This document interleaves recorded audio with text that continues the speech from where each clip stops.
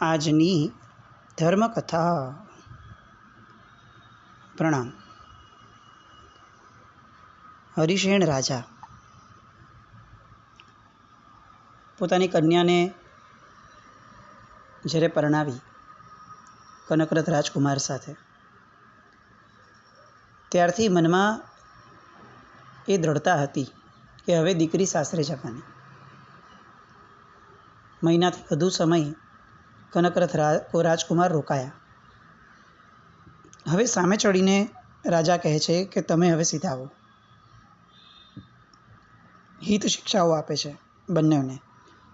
પોતાની દીકરીને ક્યારેય અણગમતી ન કરતા એવી વાત પોતાના જમાઈને કરે છે. રથમર્દન નગરે જવા માટે બધી તૈયારીઓ ચાલે છે. જવાની છેલ્લી ક્ષણો હતી અને કનકરથ અને ઋષિદત્તા હરિશેણ રાજાને, સંન્યાસીને પગે લાગવા આવે છે.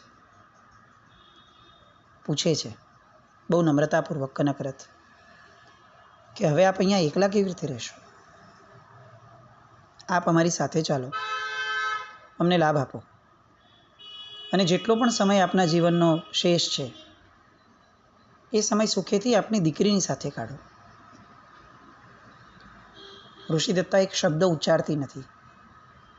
આ એની ખાનદાની હતી. જેમના ઘરે જવાનું છે એમના ઘરે કોણ આવશે ને કોણ નહીં આવે એનો નિર્ણય અત્યારથી એ ન લે.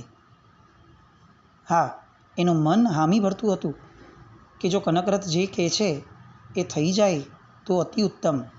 એટલા માટે નહીં કે મારા પિતાનો મને સહવાસ મળશે, એટલા માટે કે મારા પિતા હવે અહીંયા એકલા આ વૃદ્ધાવસ્થામાં કઈ રીતે જીવન વિતાવશે. સાંભળે છે એ પણ શ્રોતા બનીને. હરણ અને હરણી પણ સાંભળે છે જાણે.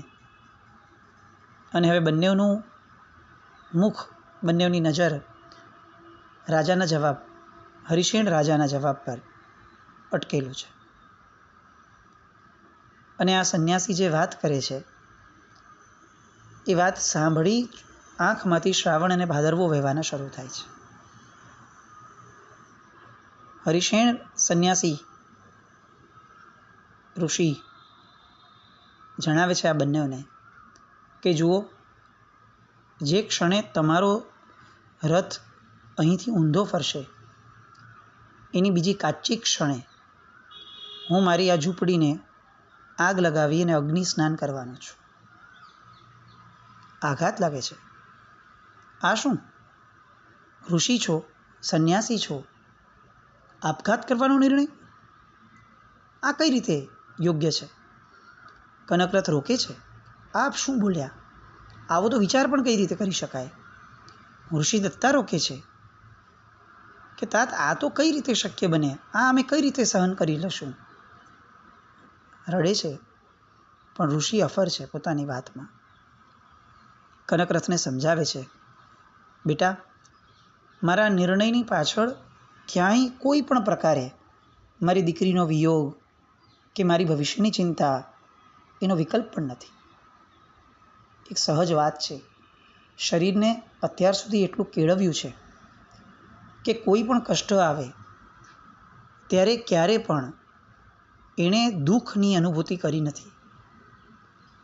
હવે મારા દિવસો પણ કેટલા બાકી હશે. એ દિવસોની અંદરમાં ક્યાંક કોઈક રોગ આવે અને રીબાવવું, એના કરતાં આમ પણ હું જાણું છું કે મને પીડા નથી થવાની, મને આર્તધ્યાન નથી થવાનું, તો પછી હું સ્વેચ્છાએ જ સ્વીકાર્ય મૃત્યુને કેમ ન સ્વીકારું? કનકરથ ના પાડે છે કે આ માર્ગ નથી આપણે ત્યાંનો. અને ત્યારે પૂછે છે ઋષિ, શું સંલેખના એ આપણો માર્ગ નથી?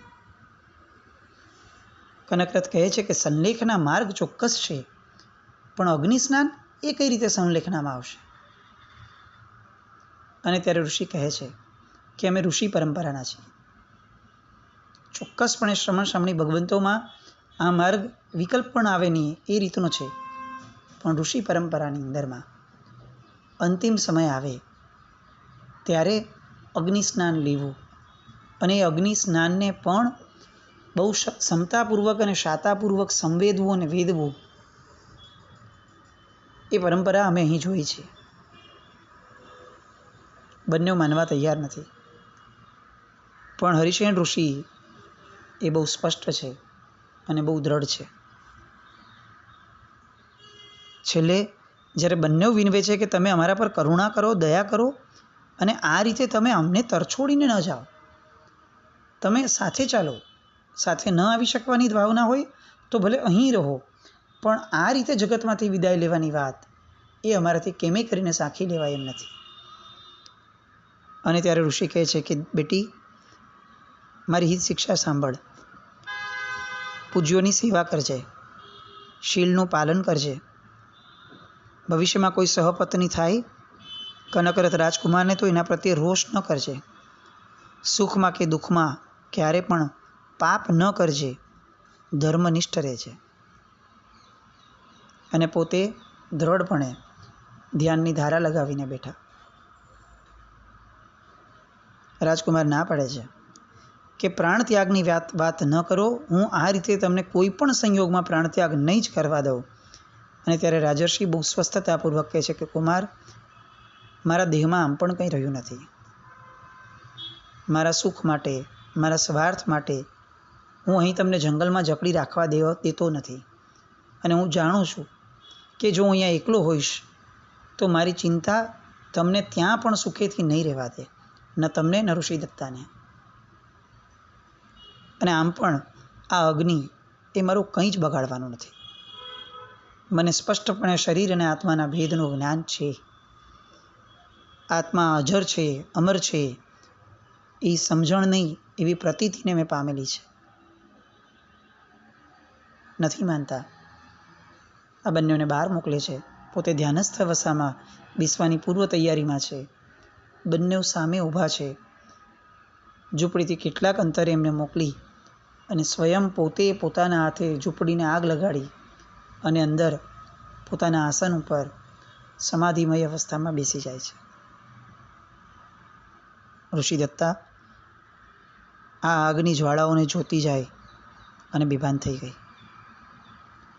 ભડભડતી આગ તરફ કુમારે પણ જોયું અને છાતી ફાટ રુદન કરતી એ ઋષિ દત્તા એને એકદમ એમણે ઉત્સર્ગમાં લઈ લીધી. પેલા રાજર્ષિ જે ભડકાની વચ્ચે દેખાતા હતા એમણે બે હાથ જોડ્યા, આકાશમાં જોઈ પંચપરમેષ્ઠી નવકાર મંત્ર એનો ધીર ગંભીર ધ્વનિમાં પાઠ કર્યો, આંખો બંધ કરી અને બસ કેટલીક ક્ષણોમાં રાખ થઈ ગયા. ઋષિ દત્તાએ તો જાણે ભાન ખોઈ નાખ્યું. છાયામાં કેટલીક સુવડાવી આવાસમાં લઈ જઈ અને પાણી છાંટ્યું. હરણી પણ ઋષિ દત્તાના મુખને ચાટવા લાગી. ઉત્તરીય વસ્ત્રથી કુમારે પવન નાખ્યો. અચાનક એ જાગી બેભાન અવસ્થામાંથી અને હે તાત અગ્નિ પ્રવેશ ન કરો એમ બોલતી બોલતી ઊભી થઈ. અને જેવું એ ત્યાં જુએ છે તો એને ખ્યાલ આવે છે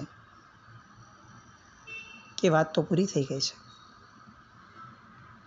રુદન આદરે છે, પિતાજી તમે આ શું કર્યું? હું અનાથ થઈ ગઈ. માતાને તો મેં જોઈ જ ન હતી. તમે જ મારી માતા હતા, તમે મારું સર્વસ્વ હતા. આ તમે શું કર્યું? આવું બોલતી રહી. કનકરથ સમજે છે કે આ લાગણીઓને પણ વહેવા દેવાનો સમય છે. ઋષિ દત્તાના રુદનને ક્યાંય અટકાવવાનો પ્રયત્ન નથી કરતા. એ બસ એને સાંત્વના અને હૂંફ આપે છે. ઋષિ દત્તા થાકી રડી રડીને એટલે એને ઉપાડીને કુટીરમાં લઈ આવ્યા. એના વાળ ઠીક કર્યા, પાણીથી એને આંસુઓથી ખરડાયેલું મુખ ધોયું, કોમળ શૈયામાં સુવડાવી અને બાજુમાં બેસાડ્યા. ત્યારે એને એવું લાગ્યું કે હવે આ ઘવાયેલા હૃદયને ખરેખર મારે ફક્ત પંપાળવું જ પડશે. અને સતત એ બધી જ ઘટનાઓને બહુ શાંતિપૂર્વક સંવેદાવી. કેટલોક સમય વ્યતીત થયો અને બહુ પ્રેમથી સમજાવ્યું કે દેવી, હવે તમારે શોક ન કરવો જોઈએ.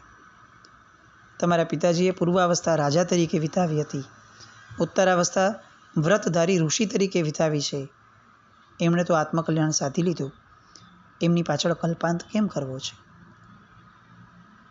ધીરે ધીરે ધીરે ઋષિદત્તા કનકરથની આંખમાં આંખ મિલાવી અને બોલ્યા, તમારી વાત તો સાચી છે.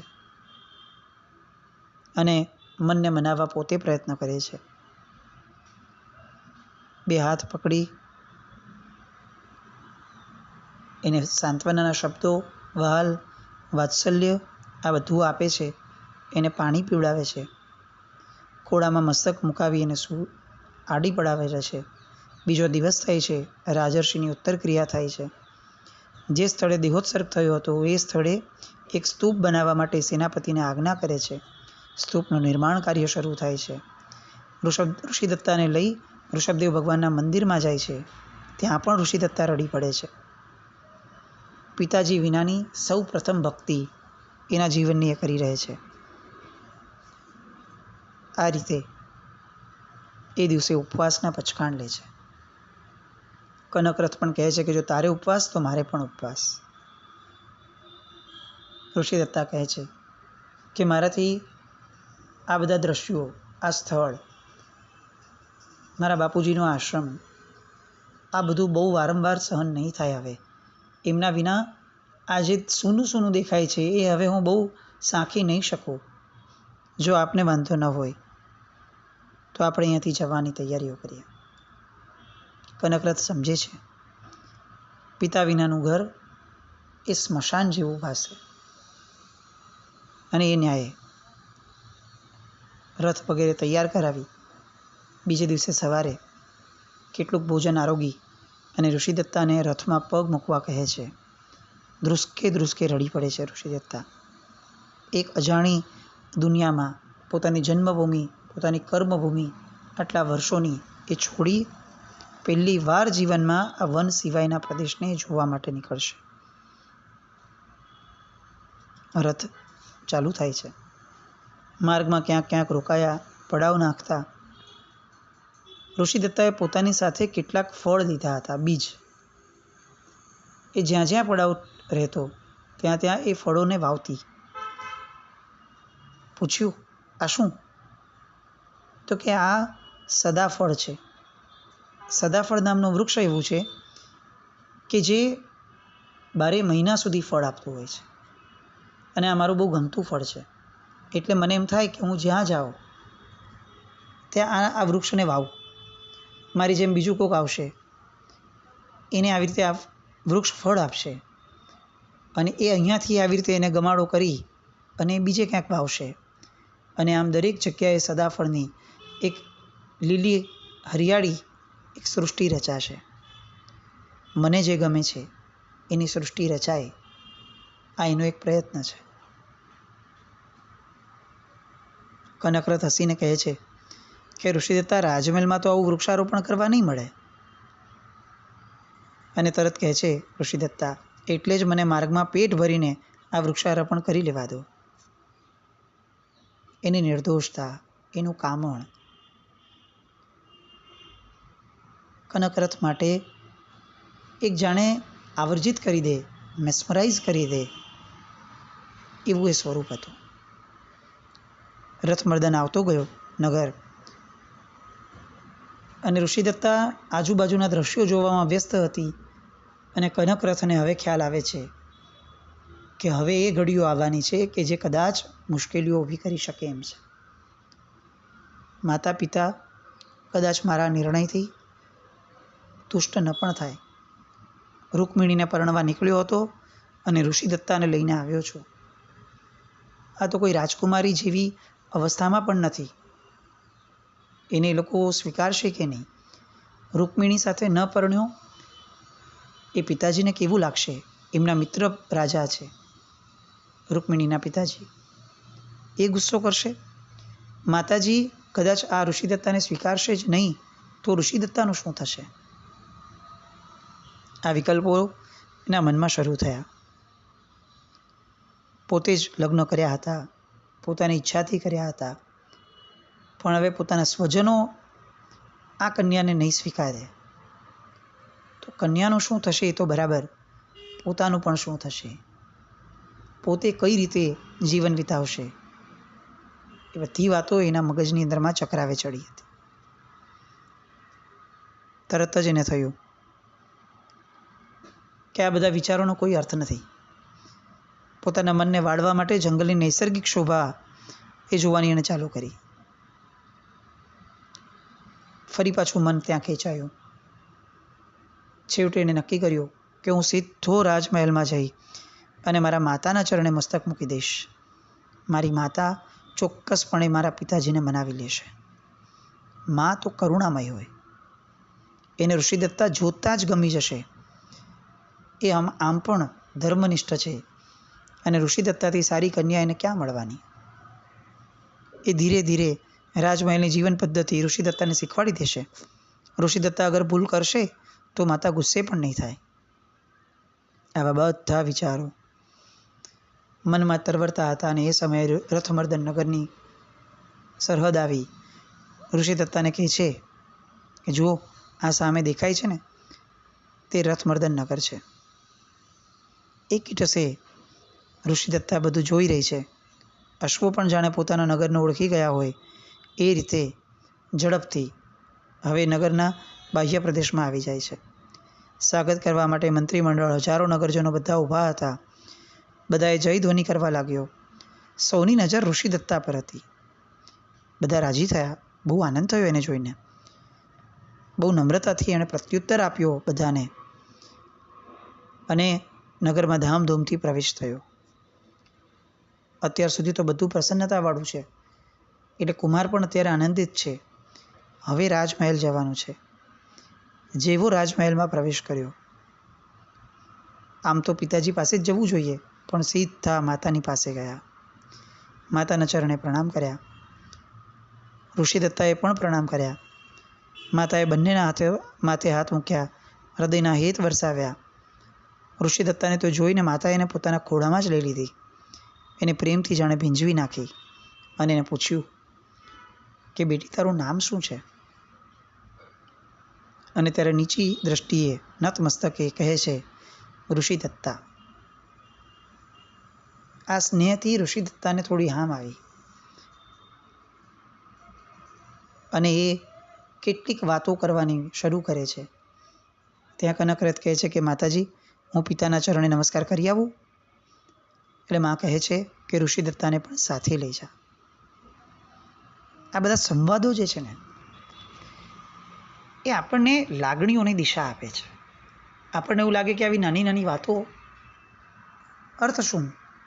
અર્થ એ છે કે આવી નાની નાની ક્ષણો એ જીવનની મોટી મોટી ઘટનાઓનો પાયો બને છે. એ સમયે માતાએ જે રીતે હૂંફ આપી, જે રીતે વાત્સલ્ય આપ્યું, ઋષિદત્તા માટે એકદમ નવું જગત હતું. એ નવા જગતની શરૂઆત એને જો સારી મળી ગઈ તો હવે ઋષિદત્તાનું મન જે પરાક્રમો કરવાનું છે, એ પરાક્રમોની નીવ આ માતાનું વાત્સલ્ય બન્યું. એને મા નામનું તત્વ જોયું ન હતું ક્યારેય, અને આજે આ વાત્સલ્ય જોયું અને એને લાગવા લાગ્યું કે આટલા મધુર શબ્દો, અચાનક આવી બધી ઘટનાઓ બની છે અને તેમ છતાં કોઈ ઉલ્લેખ નહીં. બસ આમ પિતા પાસે જવાનું થયું. પિતા પાસે જાય છે. પૂર્વે માતા એમ કહે છે કે બેટી, હવે આ મહેલ એ તારું ઘર છે, સુખી થઈને રહે છે. રાજા પાસે જાય છે. રાજાને બધી વાત કરે છે. રાજાએ કીધું કે વત્સ, અમરાવતીના રાજા હરિશેણ એ મારા પરિચિત હતા. રાજ્યનો ત્યાગ કરી જ્યારે રાણી પ્રીતિમતી સાથે એમણે આશ્રમવાસ સ્વીકારેલો હતો ત્યારે હું જાણતો હતો આ કન્યા એ રાજકન્યા જ છે. એની મુખાકૃતિ કહે છે કે એ બહુ સુશીલ છે, જેવું રૂપ છે એવા જ ગુણ છે. ઋષિદત્તા પુણ્યશાળીની સ્ત્રી છે. પિતાજીએ કોઈ ઉપાલંબ ના આપ્યો, કંઈ પૂછ્યું પણ નહીં. કાવેરી કેમ ન ગયો? કાવેરી પતિ મારા પ્રત્યે કેવા નારાજ થઈ જશે? આવો એક શબ્દ પણ બોલાયો નહીં. છેવટે એટલું કહે છે કે બેટા, આ ઋષિ કન્યા છે. રાજમહેલની રીતવાતથી ટેવાતા એને વાર લાગશે, એટલે ક્યારેય એની પર ગુસ્સો ન કરજો. એ બહુ મુગ્ધ છે, નિર્દોષ છે. સૌજન્યપૂર્ણ વ્યવહાર કરી અને એને સાથે રાખજે. હરણનું જોડલું યાદ આવ્યું અને તરત એને મંગાવી લેવામાં આવ્યું. મહેલના પાછળના બગીચામાં એને રાખવામાં આવ્યો. માતા, પિતા, કનકરથ રાજકુમાર અને ઋષિદત્તા બધા જ એ રીતે જીવી રહ્યા છે કે જાણે આ જગત સુખમય છે. એક પછી એક હૂંફ, વાત્સલ્ય, પ્રેમભરી વાતો, દિવસો પસાર થતા જાય છે. કલાકો, સમય વીતે છે. જેમ જેમ સમય વીતતો જાય છે, માતા અને આ પુત્રવધુ એ બંને વચ્ચેનો સંકોચ નીકળતો જાય છે. માતા હૂંફ આપે છે, માતૃત્વ આપે છે. ઋષિદત્તા એ માતૃત્વને જાણે ભગવાન મળ્યા હોય એવા હેતથી સ્વીકારે છે, વધાવે છે. અને હવે એક રાત્રે એક ઘટના બને છે. એ ઘટના તરફ વળશું. ઋષિદત્તા રાજમહેલમાં બધા જ રાત્રિ ભોજન કરે છે અને પોતે રાત્રિ ભોજન ત્યાગી છે એ વાત જણાવી સહર્ષ બધા પાસે સ્વીકાર આવે છે. રાજા કનકરથ પાસે રાત્રિ ભોજનનો ત્યાગ કરાવડાવે છે. આ બધી ઘટનાઓ જે દિવસે બની અને જે દિવસે કનકરથ રાત્રે સૂતા વખતે હું કેટલો પુણ્યશાળી છું કે મને ઋષિદત્તા જેવી આવી નિર્દોષ અને પુણ્યશાલિની અને ધર્મવાન એવી પત્ની મળી, આવું વિચારી અને રાત્રિએ સૂવે છે. એ પછીના દિવસની સવારે, વહેલી સવારે જે ઘટના બને છે એ ઘટનાને સંવેદવા આવતીકાલે મળશું. જીનાજ્ઞા વ્રત કંઈ પણ બોલાય તો મિચ્છામિ દુક્કડમ. જૈનમ જયતિ શાસન.